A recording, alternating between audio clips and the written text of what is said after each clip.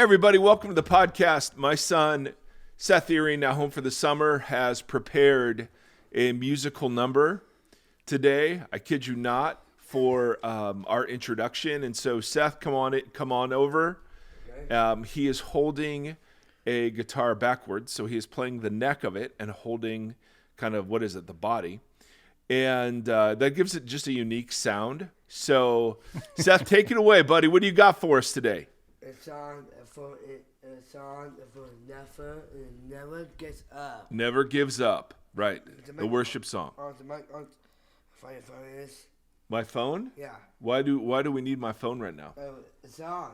Okay, no, but you did a great job just singing it. Yeah. All right, you go ahead. Are you ready? Yes. Let's do it. No, stand right here so we can hear you. All right, ready? Right here. All right. And if you're on YouTube, you're getting this. Okay, go ahead. Are you ready? Yes. All right, let's sing it, bro. Yep, it goes. It's my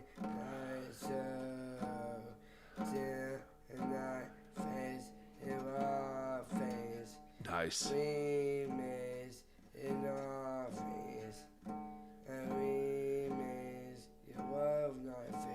It never gives up. Me. Yep. Never gives up. You sound nice. Nice. I close my eyes to you to have a talk. Yeah, you were closing your eyes while you were singing. Yes. No. I close my eyes. I can pay for always a paper. Oh, for all the people. You have a talk, okay? Okay, I'll talk, and then you're gonna play the guitar. No. Oh, okay. Are you all done? That was amazing, by the way. Now he's praying. Close his eyes. He's praying. Also, podcast. Go to voxology.com. Because you have Vox breakfast and Vox now. Vox breakfast, nice. It's takeaway. So, Mike, I'm going to talking about moving on a wizard. Nice. Wow. Okay, so let me get the. So none of that. Seth just brought his guitar up and said, "Dad, sing Voxology Podcast." And I'm like, well, dude, of course. But I had no idea that was going to be a worship song and some prayer just to kick us off, ladies and gentlemen. That is pretty amazing. Hello, Timothy. How are you? Hello, Mike. I'm well. How are you? So what have you been demoing all week? I've been getting pictures of, is this a friend's house? Is this your house? What are you demoing? I just gutted my entire bathroom. Everything. That's good. Known. Yeah, although I've never done this before, so we'll see how it goes. I can't afford to pay someone else to do it, so I'm doing it myself. Yeehaw. Wow. What could possibly go wrong? Right? Is there a reason why it's being gutted? The previous owner was in a wheelchair, so they redid the bathroom to be like wheelchair accessible and friendly for her to wheel into the shower. So they took out the tub. So we have no bathtub or anything like that with children, which is rough. Yeah. I'm also an avid bath taker. It's a Zen place. Yeah, that's weird. I love it. Yeah, I'm not gonna lie. That's a little odd. You and Roy Kent. Did you ever watch Ted Lasso? I've watched. We just started the newest season, but we watched the other ones in real time. Okay. The finale just came out, so I won't say anything except it's so sad that Ted and Roy get married. So, but they timed it well. So all that is to say, enjoy. I won't say anything. I was going to have a little Ted Lasso convo, but if you're not up to speed, then forget it. I just think, in terms of a vision for the world where kindness, even in the midst of hardship, they've done a great job of not just doing cliche sort of kindness, but kindness in the midst of disappointment and hurt and pain and it works really well, and it shouldn't. Yes, but it does for some reason. They have just really nailed that avenue. They really have, and just the pictures of masculinity and mental health. Yeah, mental health. So anyway, I'm glad you're watching. Hope you enjoy. We'll talk after the finale. One thing we haven't talked about at all was Tim Keller's death, and so if you don't know, Tim Keller was a very prominent voice in the Reformed movement. He also was, I think, one of the founders of the Gospel Coalition initially. Yeah. He was a very prominent pastor and church planner in New York City, written just tons of books. And I read a number of his books years ago, and found them to be helpful. And even in the midst of, the turmoil on Twitter these days, I've always been impressed with how he worked to conduct himself in public life. 100%. To assume the best about people, to not demonize people, to not use straw men against other people and use their weakest arguments. But so I was kind of, and then the tributes just poured out from every corner of the interwebs, which is really cool because he transcended his theological category. Yeah, especially in a time period, like you said, where we're just watching fallen leader after fallen leader after fallen leader, or attacking all the leaders. Yes. Like, I don't agree with a lot of Keller's theology, but I still mourn and grieve kind of what you just said, and the kindness and the wisdom and intentionality that he had with people. Yeah. Yes. And he's affected a lot of people's lives who are very close to me. Yes. Yeah. And it's so funny, man. I remember hearing or thinking about this when Rachel Held Evans died years ago, but just the need, and you weren't doing this, but I saw it all over Twitter, and your comment brought it again to my mind. Just the need to make sure everyone knows I didn't agree with everything. Right. And then, but I'll really miss this person. Like, right. Even when I heard that, I was like, oh boy, here it comes. I didn't agree with everything, but... Well, everything's so combative right now, so it is rare to see somebody pass that's that high profile and have largely positive responses. But what is it in American Christianity that we, even when somebody I'll tell you dies, exactly what it is. We have to let people know we didn't agree with everything. Yeah, it's Bud Light, it's Target, it's Chick-fil-A. So all three of those are like being heavily protested by Christians and large vocal Christian leaders for their support of LGBTQ stuff. And so now it feels like you have to like preface everything with like, I'm not one of those Christians. I'm not a ostracizing, excluding, segregating, condemning Christian. I'm a whatever Christian. So it's Christianity's in a weird spot. I was trying to find stuff to talk about today, but it was all like that because that's the headline across the board is like just the negativity. But I did find a cool article, and it's not based in the church, but it's based in. So I was thinking about that and how you're seeing so many people like Bridget Eileen Rivera. Is that her name? We've had her on twice. Yep. She tweeted yesterday about like the suicide rates with gay Christians. It's very high. Just dealing with the shame and the condemnation and whatnot. And as we talk and think more and more about advocating for humanity and seeking the best for humans, and obviously pushing people towards taking their lives would be very much the opposite of that. Yeah. But this is an article that I came across about this doctor. So there's this woman that was catatonic for 20 years. And they thought it was that she had schizophrenia. And then after 20 years, the doctor, he was brand new out of med school when he treated her 20 years ago. And they were just like, they couldn't figure it out. And she was having these just like gnarly, like arms reaching out of the ceiling to get her. And this like nurse with black eyes and crooked teeth and all this, like she was living in this space for 20 years. And then 20 years later, someone figured out that it may be like, we need to check her autoimmune system. And they found out that she has lupus, and the lupus was what was actually causing all this stuff. It wasn't schizophrenia. So now they've figured it out, and they've given her these drugs to fight the lupus and help her autoimmune. And now she's come out of that catatonic state after 20 years.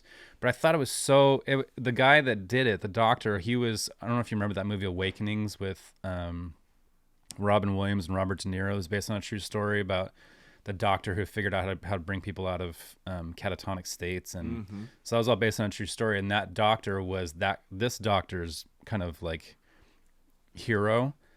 And they actually met each other and mentored a little bit. He got mentored by the older guy that Robin Williams played. And it was just this idea of like, they never gave up on restoring someone's humanity after 20 years and figured it out. And now they're helping a bunch of other people who have similar, they're like, hey, put the word out. We figured something out. Anyone else that's in a catatonic state like this that may be diagnosed with schizophrenia, we might be able to help them now. Like we may have cracked the code. So it's like this intentional spirit after 20 years to save somebody, to pull someone out, and to just one person, and to try to restore their humanity and give them a chance at life. I thought was really encouraging. So in the midst of all this suppression, it was cool to see someone fighting, and then now they've helped a couple other people too that were in similar, like these other nurses are like, oh, I've got somebody like that. And so they go over there and check that person out, and then they find that they also have lupus. So they helped a young girl who was a twin that was also in that state. It's almost like his love never fails. It never gives up. It never runs out on the doctors. Us. Yes. That's pretty amazing. And what a beautiful picture of kind of the biblical image of salvation, right? I mean, it's the ongoing pursuit. It's the awakening almost out of, a previous way of seeing or a wrong diagnosis into like something much more full and human and free. And it's kind of on both sides of the fence, right? The person who is sick, but also the doctor, and just the spirit of seeking, the spirit of wanting so badly to restore this person to their rightful place. I don't know. Yeah. I think it's pretty amazing to see stories like that every now and then of someone that just absolutely 100% advocates for human life. Yeah. I smell what you're cooking, bro. I find those sorts of stories really compelling too. Oh, there's so much there because the do no harm ethic that is the ground of so much of our morality, and harm now is up for such debate over what's harmful. Right. Disagreeing can be harmful, or words can be harmful, and so what does that look like to advocate for the flourishing of people when that flourishing is defined super narrowly? Right, because that's the love your neighbor right now is, no, you love them in your hate or in your whatever because you're helping them out of their sin. Well, the love of your neighbor can be bounded. So, yep, you're out, and so I have to tell you you're out. Love of your neighbor can be fuzzy. It just means, okay, you're an individual and have all the rights to do you as long as you don't hurt anybody else. Neither of those is what the Bible means by love your neighbor. Right. And so it's a tough image, but what a beautiful picture to kind of hold on to of what that looks like. Love it, dude. Look at you go. It's not just doom scrolling. Tim, there are mornings when our mutual friend and I will be awakened by, and we'll know that Tim is having a rough day by things that just show up via the group text line. And happening. So our job is just to sit and hold Tim's emotions and rage. Good luck. And maybe he'll. It's a good thing you got big hands. I have, speaking of big hands, I want to thank some very generous hands that I've been overdue, and we're not huge fans of talking about money and support and all of those sorts of things, and so outside of the thank you that you get at the end of every episode, You're welcome. But I get behind on just thanking people for joining us. And the reason all of that matters is, of course, that this whole enterprise costs money. And we love that It's free and available to all. And so we have a kind of an ardent group, a very kind and generous group. And over the last probably 3 months, a number of people have joined it and financially support us. So I just wanted to say thank you. So I want to say thank you to Kate and Stephen and Sarah and Chuck H. And if Chuck H's brother Chuck D is out there, then that would be awesome too. I want to say thanks to Emma and Gabe and Mark and Eric. And this is great. So you can put, like when you sign up on Patreon, you can put whatever name you want. So this person put existential dread, but they spelled dread with 2 D's, like Judge Dredd. Yeah. So this is working on multiple levels. So well done. And thank you, Existential Dread, with 2 D's, for your support. Jeremy, Doug, Silent Enoch. How about that one? Julia, Jana, Chris, and John. Thank you, thank you, thank you for your kindness in joining us in this whole crazy enterprise. And anyway, just wanted to always take a moment to appreciate people for their generosity. And it's a gift, and it's something we never take for granted. I think Existential Dread was the name of my autobiography. Oh, I was going to say, that's your band name, bro. That's your band name. And speaking of bands, bro, there's bands. Bro, you got new music out. Like, let's talk. Oh, yeah. There's a man full of self-promotion, Tim Stafford. You have we the talk music about it in therapy. Oh, yeah. Oh, you were talking about it in therapy? Just how bad I am at that kind of stuff on a large scale, not just with art and music stuff, but just in general. I'm not a very good self-advocate. Well, Tim, then let me advocate for you. If you look up Timothy John Stafford on Spotify, there is a new album of music available to you. And I got to say, the picture, Tim, at first I didn't know it was you. I was like, is that a guy from JCPenney? Is that like... Those are from my Sears days. Who is that? And then I saw, and it's kind of like, and I'm saying this like as a total compliment, but it's kind of like one of those school pictures, you know, you always took a school picture when you were looking off to the side somewhere. Yeah. And you're very, very handsome. And I actually think you're better looking in real life, but in that picture, I mean, I just went, wow, that's... Well, I had one, when I was in LA, there's this couple, and he did film work and she did photography, and they were great, wonderful people. And they came to one of my shows, and they're just like, we really like your music. I'd love to do a photo shoot for free. And I was like, you're speaking my love language. Yeah, free. And so she did the photo shoot, but I've been sitting on those photos for a very long time because they're the only professional ones that I have. Oh, yeah. Well, I think they're wonderful, and if you want to see what that looks like, then you got to go to Spotify. Yeah, or Apple, all the streamers, all the streams. Don't cross them. Don't cross them. Back, ladies and gentlemen, today to Revelation. So, and if you're thinking, man, we're going really slow through this. That was a good segue, by the way. What? That was a good segue. Well, speaking of, yes, we're paid highly. Speaking of existential dread. Back to Revelation. Now, if you're thinking, gee, we did all of that background, and then we got through one chapter. Yep, and here comes several more episodes of background before we get to chapter 2. And the reason we're doing the background, not surprisingly, is that our goal is to understand Revelation perhaps the way that the original audience would have, because it was meant to be intelligible, it was meant to be comforting, it was meant to be confrontive in some ways, and it was not at all some sort of like Enigma machine that you had to have a secret code to figure out. The Enigma machine.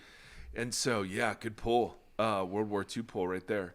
So there are 2 streams, and it's 3 really, because we count the kind of gospel tradition around Jesus as one of the streams. But the two other streams that Revelation is dialoguing with are the Old Testament, and we saw that a bunch in chapter 1. But also the Roman propaganda of the empire, and not only the empire, but the emperor. And to get a feel for these letters that are vastly over-spiritualized when they get to us and we read them as, there are some interpreters that see these as like different eras of church history, which is so not what they are. But others see them as sort of these postcards, like little pithy postcards. Hey guys, don't lose your first love. Hey guys, don't be lukewarm. Hey guys, I stand at the door and knock. And that's not what they are. These are actually really, really instructive letters about all of the culture war things we're talking about. Whether it's gender, whether it's race or wealth inequity, all of these huge conversations about wokeness in the church, and all of these discernment areas, the church is kind of flying by the seat of its pants. But you realize this kind of discernment, whether we're fuzzy or whether we're bounded or whether we're centered set, and this is all in reference to episodes we did, last year or whatever ago. All of that really plays out in how Revelation was to be understood, and the point it would have in the churches in which it was read. For some of the churches, they were beginning to be persecuted, and the persecution wasn't being physically harmed, although that was starting right at the end of the first century. It was about putting rainbow flags on their beer cans. Well, it was about not accommodating to the culture, and that's what the culture war thing is really about. So there are some who will look at a Bud Light and say, "Man, where does this stop?" Right? Where does this stop? If you literally cannot use male and female language anymore, what is left? Or they'll look at the emphasis on race and justice and go, not everything exists through color lenses, and power dynamics, and so I want to be charitable as much as possible in the spirit of Tim Keller, saying, hey, there's a concern that a lot of the ideology around us, which they would say isn't Christian, is filtering into the church, and that people like us are uncritically allowing it into the church. And so Revelation, the call to the churches is a call to discernment, because there are some churches who are too comfortable. They're too comfortable with empire. They're too comfortable with sexual immorality in their midst. They're too comfortable with false teaching. Then there are other churches that aren't comfortable at all. And they need to be comforted with an image of Jesus walking among them and blessing them and seeing their trials and tribulations. And so, obviously the American church, if we had to peg the American church, it wouldn't be on the that too persecuted. It would probably be on the too comfortable side. Right. But the 7 letters represent a picture of what parts of empire could be held, and what parts of empire had to be rejected. And so I think there's a great deal here for us, but to really appreciate it, we have to do background. So this episode, that was all a justification of why we're doing background. That was laying the groundwork for the groundwork. Yes. Oh, yes. Oh, infinite levels of groundwork. So what I want to do is, in this episode, I want to talk about the imperial cult. And cult here doesn't mean like weird, Branch Davidian religion. Cult means apparatus of worship. So the Hebrews had a cultic complex in this sense. And so the imperial cult, there was a story that Rome told about itself that the Christian story called into question. And where this truck is going is that there's a story America tells about itself that the Christian story calls it also into question. But like then, so too now, often we get the Roman Empire story and the Christian story confused back then, and now we get the American story and the Christian story confused. And so we want to talk about the way that Rome told its story, the way it talked about itself. And then to be able to see within that why capitulation to the culture was so dadgum easy and tempting. And not surprisingly, that those same sorts of temptations sit exactly in front of us. Right. Because if you're going to be a prophetic community, if you're going to be a counterculture community, there has to be parts of culture you call into question as well as parts of culture that you accept. And where you draw those lines, of course, is what our culture warring is all about. So, I'm going to break this into 3 sections, and these sections I'm getting from David De Silva in a book called... Are they going to be like alliterated too? No, but they could be. This is called, the book is called Unholy Allegiances. Ooh. And it's a horrible cover. And I think it's a cover we've talked about before. But it's a great book. And it's really accessible. If you're looking for like an intro book, this is a great place to start. Also, reading Revelation responsibly is like, and then Scott McKnight's book that just came out. Those 3 are fantastic. But I want to talk about the official story of Rome.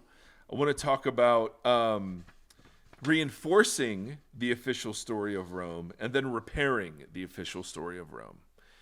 And then I want to draw out some of the big parts that this story sort of rested on, that in the letters we'll see those, but also the whole book. The whole book undercuts the Roman story. I mean, it's just absolutely beautiful. So this is super important stuff. So I don't have any more creative way to go through it than me yapping, Tim asking and interrupting and making one-liners, and then just seeing where we end. All right, so let's talk about the official story of Rome. The public story of Rome begins with the fall of Troy. Brad Pitt, of course, big deal. And from the ashes of the fall of Troy emerges a hero, Aeneas, I think is how you'd pronounce his name. And through him are planted the seeds of a world empire. And the story, mythically, is told by Virgil, who was a court prophet during the reign of Augustus, who we'll talk about in a little bit. And Virgil narrates the promise that Zeus made to Rome, that the Romans would rule the sea and all about it. So the way the Romans conceived of the world is the Mediterranean Sea was the center of the world, and then all the nations around it formed a circle. And that Rome was destined, and by the time Virgil was writing this, I mean, it had come almost close to ruling that whole circle around the Mediterranean Sea. And they had a word for that was the orbis terrenum, which meant the circle of the lands. And so Rome was destined to rule the known world, in other words. Now, they knew there were parts of the world that they hadn't conquered yet, but that was only a matter of time. And this was the world that counted, right? Any other parts of the world, they were uninteresting or they just had not yet been conquered. And Zeus asserts through Virgil that the destiny of Rome is to bring the whole world under law's dominion. And so the idea that Rome was bringing, so not only did Rome have a God-given destiny to rule the whole world, but the gods would bestow gifts to humanity through Rome. Right. And so security, stability, and peace were some of the gifts. And I'm just going to highlight these, very quickly. Plutarch, almost a contemporary of John, said Rome developed and grew strong and attached to herself not only nations and peoples, but foreign kingdoms beyond the Mediterranean Sea. And then at last the world found stability and security when the controlling order entered into a single unwavering cycle and the world order of peace. So it wasn't just that Rome was destined, according to its public story, to rule the world, but that what it brought to the world was security, stability, and peace. In fact, Rome was embodied, the power, I'm just saying, the power of Rome was embodied and visually portrayed in the goddess Roma. And Roma was the goddess of order, the rule of law, peace, and stability. All right, so Roma was the physical embodiment, and we'll talk about the power of symbols. Obviously, in American society, symbols function the same way. But the way Roma, and back in those days, the social media of the time was coinage. And so Roma is on so many of the coins minted from that era, and Roma sort of sits over the world kind of with a wreath or holding a victorious staff, or, Roma, it was the idea that Roma herself was kind of a goddess, like the city. And in fact, they had an epithet that they added to Roma, and that was eternal. And so Rome became the eternal city. Its destiny was unchanging and everlasting. It was almost, deified, the city itself and the ideals of the city. Obviously, one of the things that Rome claimed it brought to the world that Revelation critiques like crazy is prosperity. And so the Romans like to think that a golden age of prosperity had been brought to the Mediterranean Sea and that world. In a speech praising Rome, another near contemporary of John describes Rome this way: around lie the continents far and wide, pouring an endless flow of goods to Rome. There is brought from every land and sea whatever is brought forth by the seasons and is produced by all countries, rivers, lakes, and the skills of Greeks and foreigners. Anyone who wants to behold all of these products must either journey through the whole world to see them, or you can simply come to this city. That one can see so many cargoes from India, or if you wish, Arabia, that one may surmise that the trees there and those other places have been left permanently bare, and that those people must come here whenever they need anything. In other words, he envisions the world stripped bare to feed the glory of Rome and its prosperity. Right. And one of the trenchant sort of critiques that John will levy against empire is the flow of ships into its harbor, bringing the goods of the world. We'll get to that later. And obviously, this was great news for the elite. Like, none of the provinces or even the poor of Rome benefited. I mean, there were, during different times in the Republic and the Empire, bread and circuses, very public and benefactions given to the poor. But really, who was being enriched here, shockingly, was the elite of Rome, not in any way, shape, or form the rest of the Mediterranean world. They boasted that they brought tremendous benefits to humanity. Protection from invasion, because now if they occupied you, you weren't going to be invaded. Improvement of means of travel through Roman roads, and we still see many of those throughout what was the empire. Improved means of travel by sea through expansion of ports and harbors. Their dramatic reduction of pirates and piracy. Trade was facilitated, and the rule of law was maintained. This was the public story, and this demonstrated not only that the destiny of Rome was real and true, but the favor of the gods was upon Rome, guaranteeing that destiny was real and true. And often the emperors would give great public benefactions to provinces. Like there was financial assistance to rebuild several cities in Asia Minor after an earthquake in AD 17. And that becomes super important when the cities in Asia Minor begin to build temples in honor of the Roman emperors. Right. And that's where these 7 churches were located. Nero dredged the harbor in Ephesus, and this was massive. Ephesus is the first of the 7 churches that it's addressed, and almost the most important one of those. And so it's just, I want to paint a picture that you're not in Rome when you're in one of these 7 cities and one of these churches. You're in a province, but the provinces have benefited from Roman rule. In that there's better travel, there's increased stability, there's prosperity, at least for some in your city, and that there is a great eagerness on behalf of your city's leaders to pay that back or to demonstrate loyalty, something that's called pistis, which we translate faith.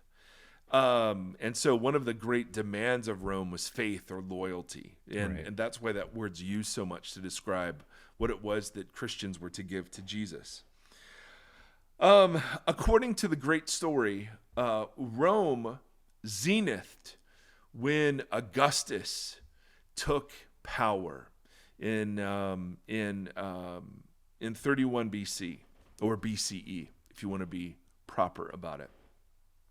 So there was increasingly in the Roman Republic factionalism that levied different members of the Roman elite against each other, and would often result in strife or, in the worst circumstances, civil war. That was the great fear of Rome, was civil war.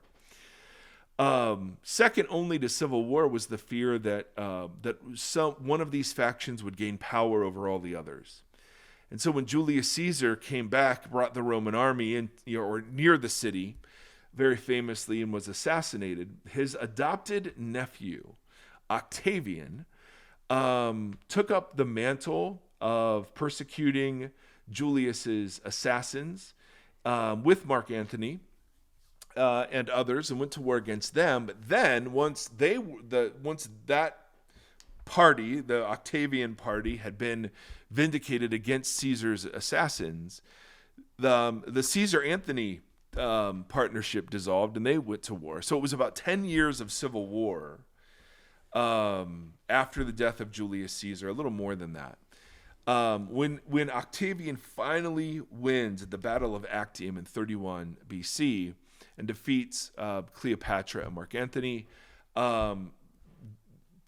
Octavian was heralded as the bringer of peace to the empire.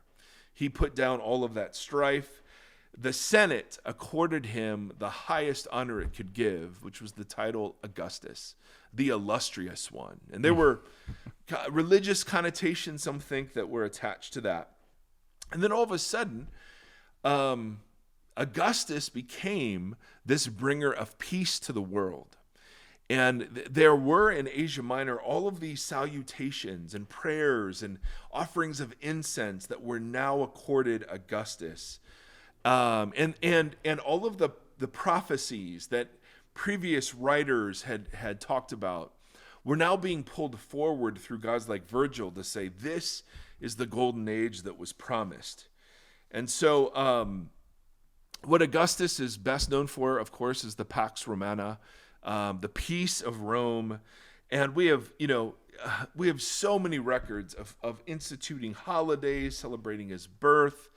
In fact, the cities in Asia Minor would compete with each other about how best to honor Caesar Augustus. There was an altar in Rome that has now been a life-size replica has been kind of remade. It's called the Altar of Roman Peace, and it sat on a major road running through the city, and even an obelisk from Egypt was brought back to sort of from Egypt to demonstrate like we own the world now, and that obelisk was placed in kind of a cool way so that every year on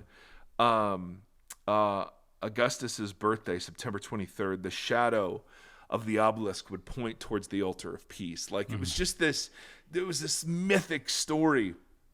Because up until Augustus, there was all this factionalism, and the poets And the orators of Rome would wonder, will the golden age of Rome's founding ever return? Would we live up to the promise of the gods?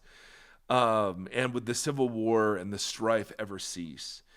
And so when Augustus came and brought peace, celebrated through this altar of peace, they declared that there was an inauguration of a new age, and that there were 5 characteristics of the new age that you see all throughout Roman writings and coins and temples, inscriptions. Number 1, the new age is the fulfillment of prophecy. This was what Zeus and Jupiter have promised. The new age includes a new order in heaven as well as a new order on earth. That Apollo, the god of the sun, was ascendant now in this age. The new age is universal and includes all the nations. The new age is enacted through the official celebrations and actions of the empire, and the new age has a savior figure, an inaugurator, the greatest benefactor of all times, the Son of God, the victorious Augustus. And Augustus started calling himself the Son of God when he threw some games to honor Julius. And during the course of these games, there was a comet that that Octavian grabbed a hold of and said that is a portent for the fact that Julius Caesar, once assassinated, has now ascended to the right hand of the gods, and therefore I am his son. So he called himself the Son of the Deified One.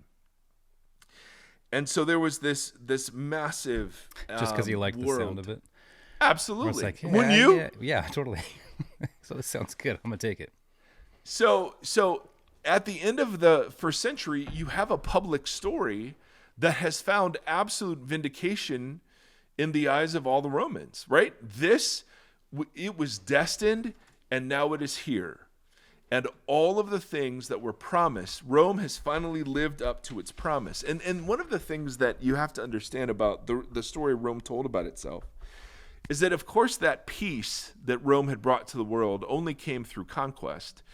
And Augustus, at the end of his life, wrote a massive list of his accomplishments. And one of the things he talked about was how he didn't want this, but it was by universal consent and decree that he was given all of these honors.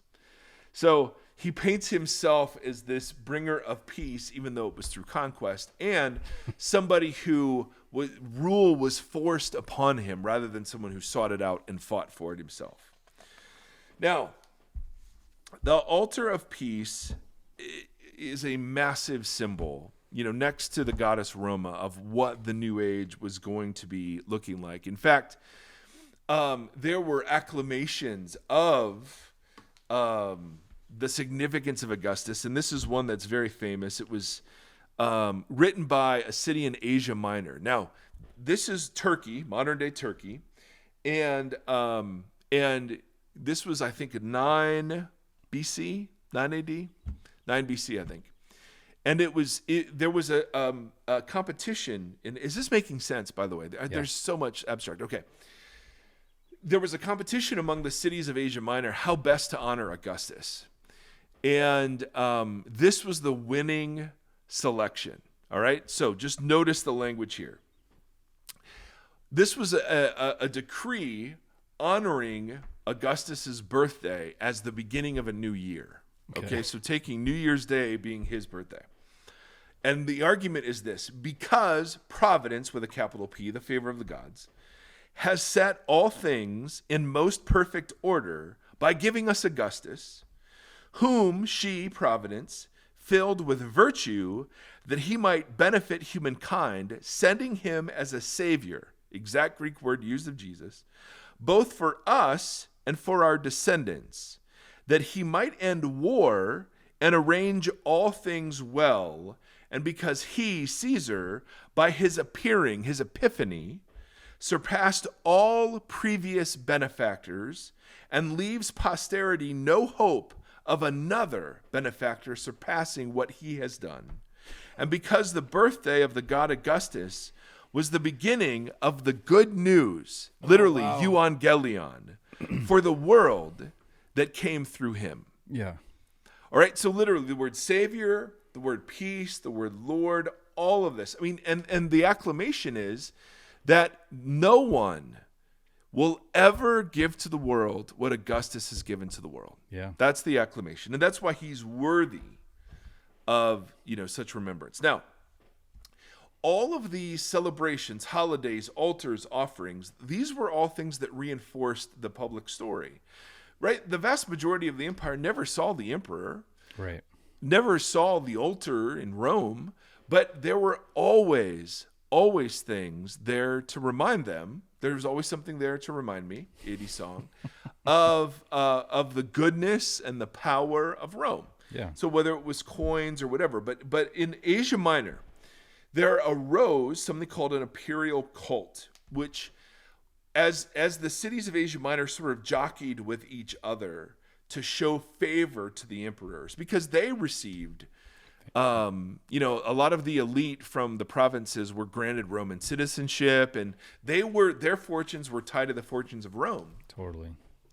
So very often what would happen is that these cities would jockey with each other. It's kind of like when two cities are competing for a sports franchise. Right. And they're making the argument of all the good that will come into their city because of that. Well, that's very much what this is like. And it wasn't, the imperial cult wasn't forced on Asia Minor. Asia Minor wanted this as a way of showing allegiance to the empire and faith to Rome. And so all throughout the cities of Asia Minor, there were temples and shrines and altars and cult images dedicated to Augustus, to the members of his household, including those who succeeded him, and held kind of imperial office. In the first century, at the end of the first century, 35 cities in Asia Minor, all right, held the honorific title of temple warden, which is neokoros, of an imperial cult site. So in other words, they were designated by the empire as a place where you could go to pay homage to the emperor. All 7 cities addressed by John had cultic sites attached to them, right? 6 of the cities, all but Thyatira, had imperial temples. 5 had imperial altars and subsidized priesthoods. Pergamum was a center for the imperial cult in the province, and it was the first city in Asia Minor to honor Augustus. So it held a great deal of honor because it was the first neokoros in Asia Minor. It built a temple for Augustus and the goddess Roma in 29 BC, for which it won this honorific title, neokoros. In the same year, Ephesus, not to be outdone, there's this great competition between Ephesus and Pergamum, dedicated part of its great temple of Artemis to the emperor as well, and Roma. It's we'll get into it when we get into Domitian, but there was a great deal of local pressure to abide by the terms of the imperial cult in the cities and towns where you lived. It wasn't just these big, massive sorts of celebrations, but it was the coin that you held and used in the marketplace. It was the incense that you would have to offer when you would celebrate Roman holidays. It was the way in which you had to conduct business, the way in which prayers and invocations would be given when you met with your guild for a public dinner. I mean, it saturated the provinces. And the reason it saturated the provinces was because the provinces wanted to curry favor with Roman power. And unlike the vast majority of the world, the provinces, Asia Minor, wanted Roman rule. They loved it. So one of the things that happened, and it's just so funny, because Ephesus built a temple, and so they got called, they were called temple warden or neokoros, and then Pergamum started calling themselves first to be neokoros, and they built another temple, and so they were called twice neokoros, And then Ephesus built another temple, and they were called twice Neokoros. And then Pergamum responded with coins that said they were first to be twice Neokoros. I mean, it was, I know I'm butchering the word, but the idea was there was this, like, you couldn't escape how unbelievably symbolic and mythic and powerful all of this imagery was. And so in Asia Minor, what the kind of persecution that we imagine wasn't the persecution of, being fed to the lions yet at this point. That came later. But it was like when you're abstaining from a public festival, and that public festival, you're told, is necessary for the favor of the gods to rest over the city. Yeah. And all of a sudden my neighbor isn't doing that. Like, that gets noticed. Yeah, there's the existential dread starts to come in. Yes. Great pull. Absolutely. Or if the emperor, sent a gift to the city, and the city is acknowledging that gift with public displays of faith and loyalty and allegiance, and my neighbor doesn't show up at those. Like, you notice these things.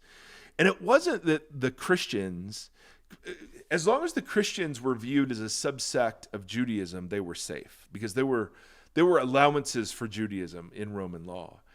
But the minute Christianity became its own thing, they became labeled as atheists. And it wasn't that they worshiped Jesus.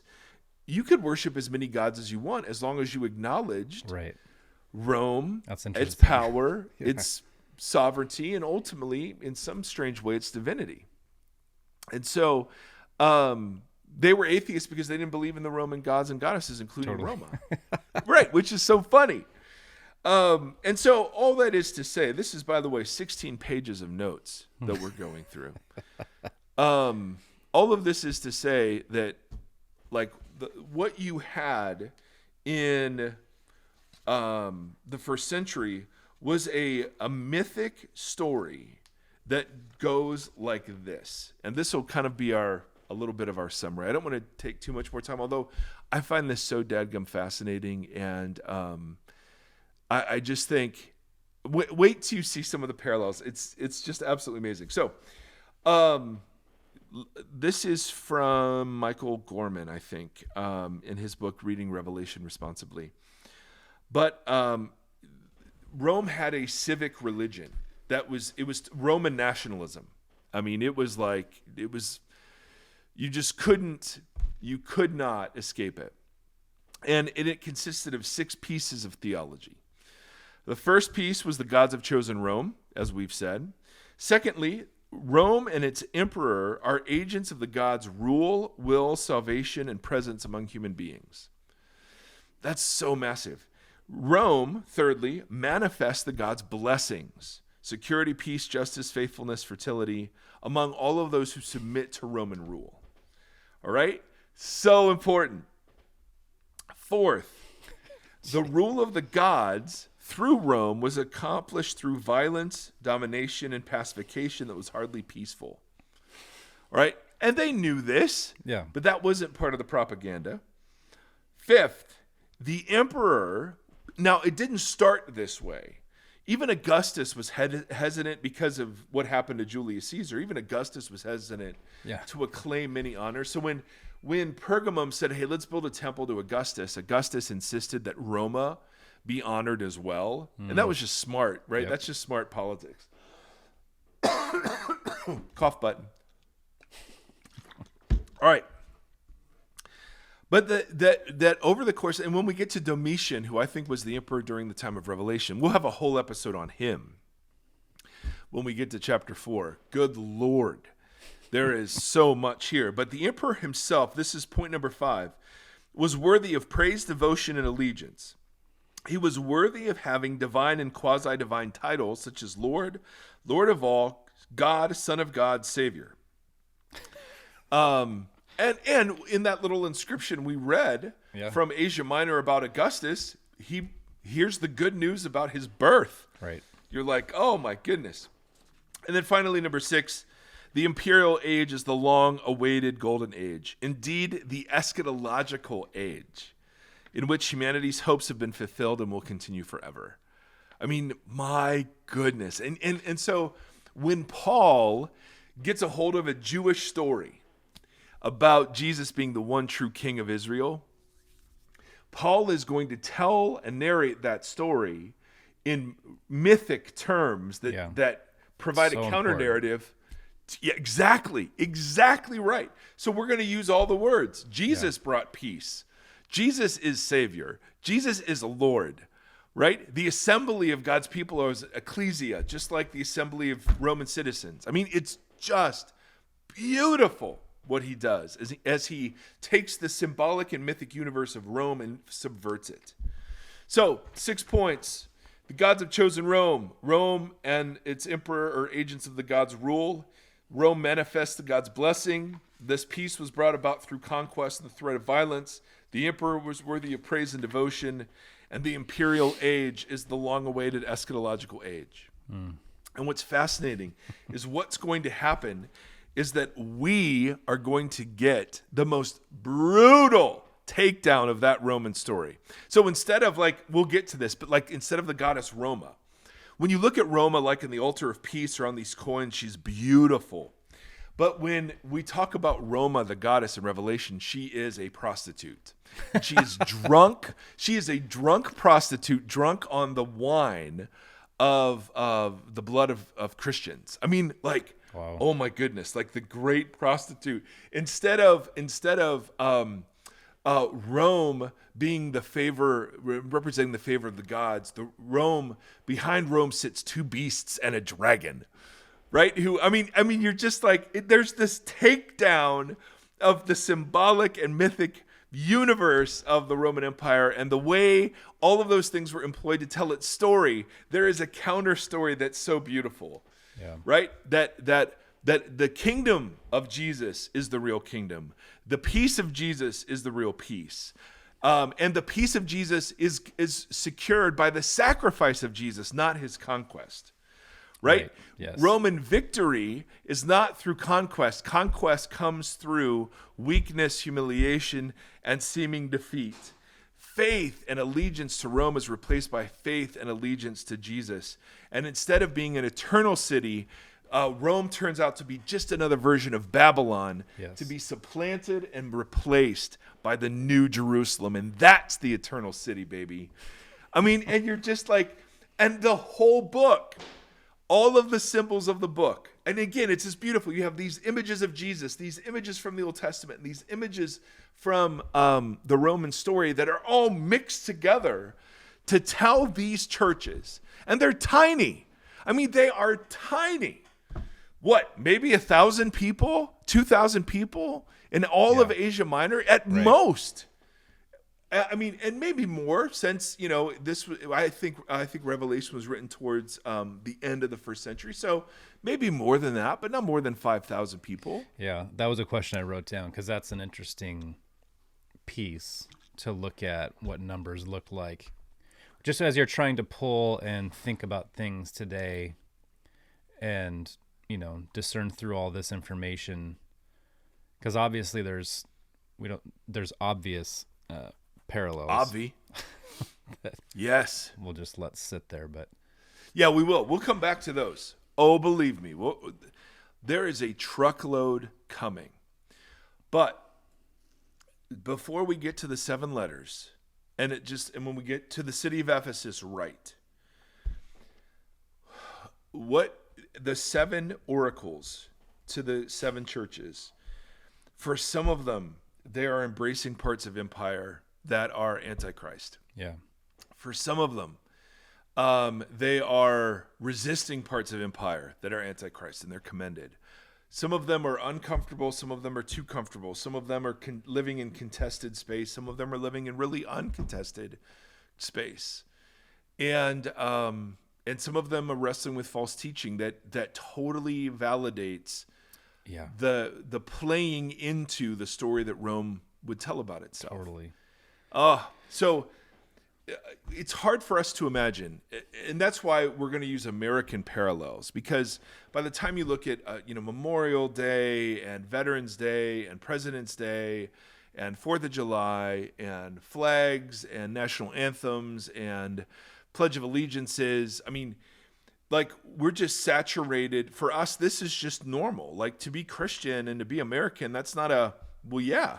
Totally. And a so, lot of that language that you just used was used for the previous. That's the point. Yeah. That is the point. And so the goal of Revelation, its relevance to us is it invites us into remapping the symbolic universe of America into the question, how are we accommodating Babylon today? Yeah, well, the irony is out of control, because like you're talking about how the letters are subverting the norm, the status quo of the empire, and now we're kind of like subverting the subversion to go back to the original. Yeah. It's because wild. what we're going to see is that Babylon, Israel was called Babylon at one point. Egypt was referenced as Babylon. Babylon was called Babylon. And so Rome was just another incarnation of this type or this archetype of a city set against the purposes of God, or a nation, an empire. And so the question isn't, is America good or bad? Because that's not how you ask the question. Totally. That's not discernment. That's huge, I think. Yeah. That's so big, because that's what I was just thinking with Israel, when they were called Babylon or exposed for whatever, it was always as a form of course correction. Yes. And to say, hey, we're never too good to learn that we've been led astray, or we've taken a wrong turn, or whatever. That's right. And that's a call back to the center. Whereas we, like, anytime someone challenges the sanctity of America or whatever, or even Christianity, saying, hey, maybe we got off base with this, it's like, no, these are holy, they're impenetrable. So it's so interesting, because it is exactly that. Like, this is not, like, being called Babylon is not just being shoved into a hole that you can't come out of and labeled and thrown away. It's saying, hey, guys, you're a little bit off. Let's course correct back to the center. Yes, Babylon has a set of dynamics. Yeah. And so does New Jerusalem. And so those are displayed throughout the book of Revelation. It's a tale literally of two cities. I mean, that would be a great title for a book. And the dynamics of the culture of death that undergirds Babylon versus the culture of life that is in display in New Jerusalem. But there's some tough things about New Jerusalem too, because the writer over and over says there are people left outside of the city, and the gates are open, but they're outside of the city. Yeah. And there are two vice lists at the end of Revelation that narrate, but those vice lists turn out to be the sins of Babylon. Yeah. And so it's mind-blowingly brilliant, and I feel the need, forgive me, but I feel the need to justify all of the background. And it's precisely because we don't feel like we need any. I'm an American, my Bible's in English, and doggone it, my preacher told me that anyone can open it up and learn it. And so I'm just going to open this thing up and learn it. And there are parts of that's true, and there are parts of that story that are not true. And we get off on such a wrong foot if we think the whole thing was written about us, to us, just the and mythic for us. language stuff alone, not just in Revelation, but every time a writer in the Bible is using known mythic language or known storytelling, that's so important to understanding how to read anything. So we're kind of like a cereal box with a decoder ring for approaching this book. All right, I wrote down one little short question that I don't know that you'll be able to answer, but I think it's interesting in framing some of the stuff that you talked about. And that is with the other gods. So the gods of Rome that they're referencing, whether it's Zeus and Jupiter or whether it's Roma or whoever. So it's that little thing that there's other players on the field whispering in ears. And so I think it's interesting whether or not Zeus, and I know we can't answer this question, but whether or not Zeus is an Elohim, not the Elohim, but is maybe a character that is there. Because what I think is so fascinating is that the gods, all the other gods that are not Yahweh, all whisper in ears that are promoting power over again. So you start to see that theme, and then you start to see the counter narrative of the gospel, the counter narrative of heaven, the kingdom of God coming in and subverting all that stuff, while all of these things are still whispering in ears. This is, even if it's labeled through prosperity, right? Like hoarding all that stuff, that so all these underprivileged areas have to come to Rome to experience their own cultures. That's wild, but it makes sense from a really entitled self-preservation point of view, and a power over point of view. So I just think it's interesting if there are these other spiritual entities on the field that are whispering in the ears, or did we just make it all up? Do they say, hey, we need a reason to justify Rome being the biggest kid on the block? Well, it's because God, Zeus, told us that we are the greatest and we must remain the greatest. Or is there an entity that speaks to them and promotes that? I don't know. I think it's really fascinating because while you were going through all that, I was like, oh, all these gods are advocating completely opposite of Yahweh and Jesus. They may use some of the same language, but it's always in a way of like subjugating other people so that you can be on top of the pile. And I think that's interesting. Yeah, that's it. And so when we get to the dynamics of Babylon versus the dynamics of New Jerusalem, there's so much immediate application. And this is why Revelation is relevant, not because it's written to us to forecast the future, but it's written to a church that's called to discern where it is partnered with Babylon. Yeah. Yeah. And so where do we part? Where do I, like, when I don't have, and I don't even care. I know I'm supposed to care, but I don't care where my iPhone is made. Right? No idea. All I know is like, oh, we had some supply line. We had a supply shortage. And that was like big news. And there were ships stacked in our harbors. And like, oh my goodness, I couldn't get things from Amazon or whatever. Like, we're the harbor all the ships are going to. You know what I mean? And we're not the only one. But like, when you realize that the book is written by marginalized people, for marginalized people, and we're kind of reading it as, the folks that are like, well, didn't we bring peace to the world? Right? Didn't we bring the rule of law and the Constitution and democracy? Isn't that our gift to the world? And haven't we brought democracy through violence? Right? Like, you just start going, oh, crap.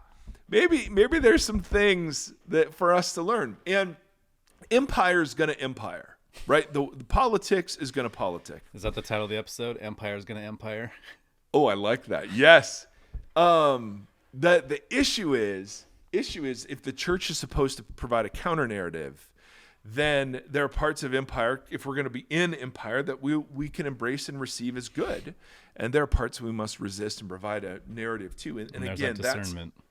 Yes, because it's not only the discernment of what to receive or reject or redeem, but it's then how you go about it. Yeah. So we might agree potentially with some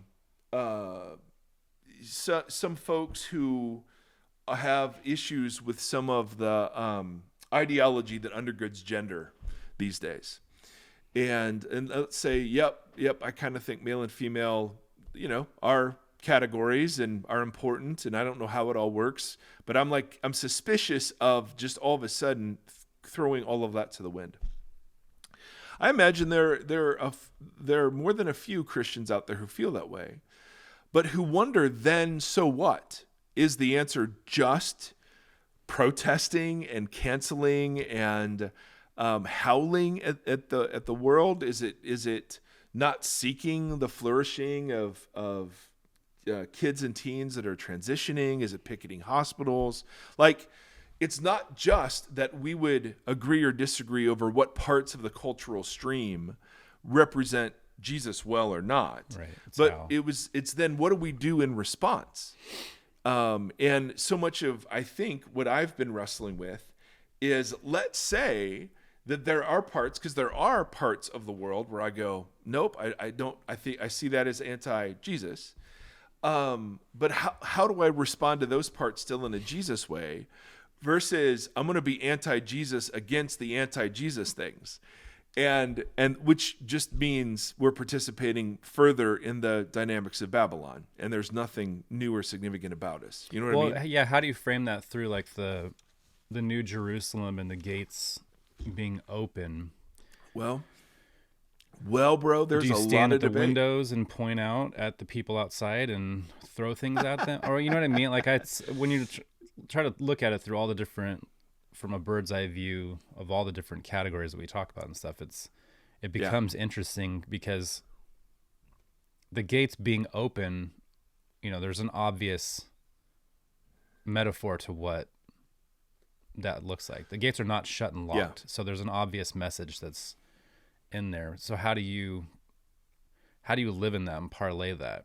Are you worried about losing your place in the New Jerusalem? Right. Are you worried that, you know, what is it? Yep. So it's not just sitting and standing and saying, hey, we have to reject this. I think there's a load that we have to reject. But how we reject or how we resist is more important than what it is. Yeah. And although it's so interesting because Jesus is going to use some pretty harsh language about in some of the churches about some of the false teaching they're putting up with. So we have to wrestle with that part too. Yeah.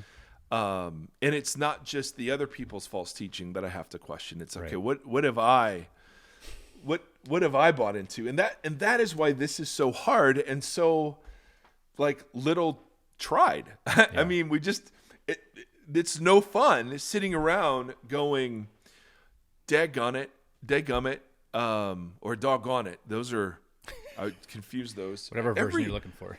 I don't know why, but I am mixing my words up more and more, and it could be age. It could be, I don't know, it could be something having to do with the cough. Well, maybe it's whatever our mutual friend sent this morning. We need to try that. The vaping? Zapping the brain for memory. Oh, good Lord. It's not memory that I have a problem with. It's that there are two words of equal value, and I decide to combine them. I forget words. I'll get stuck on one word for a while trying to figure out what it is.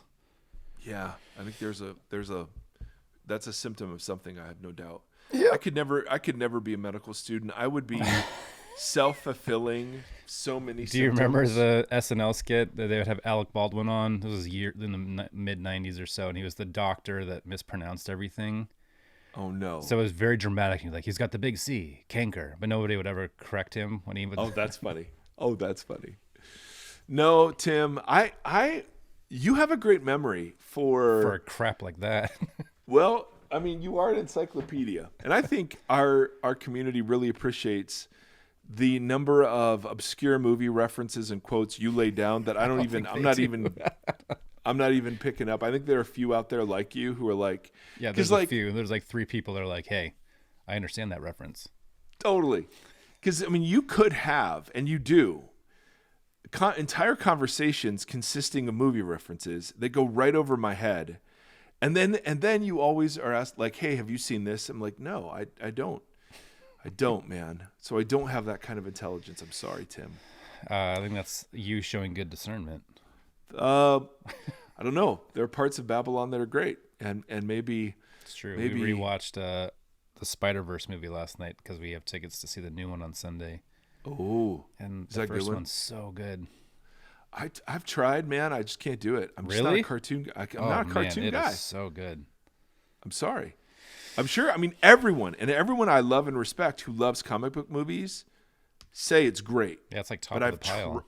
I've tried it, and unless you give me Chris Hemsworth, I'm not interested. Or Chris Evans or Chris Pratt. Just give me a Chris. Which? Let me ask you this: which Chris would you want to switch careers with? Wow. Yeah. Probably Hemsworth. He gets paid to stay in shape like that. Yeah. And has found all these like exercise programs, but now he's doing all those like wilderness adventure shows too. Is he? Okay. Yeah, like National Geographic kind of things. Like they'd go take him to these cool locations. Like, okay. Yeah. When you want to pay me to go run around in these beautiful locales all over the planet and just appreciate them, and I like that. That's pretty solid. That's a great answer. My second would be Chris Pine.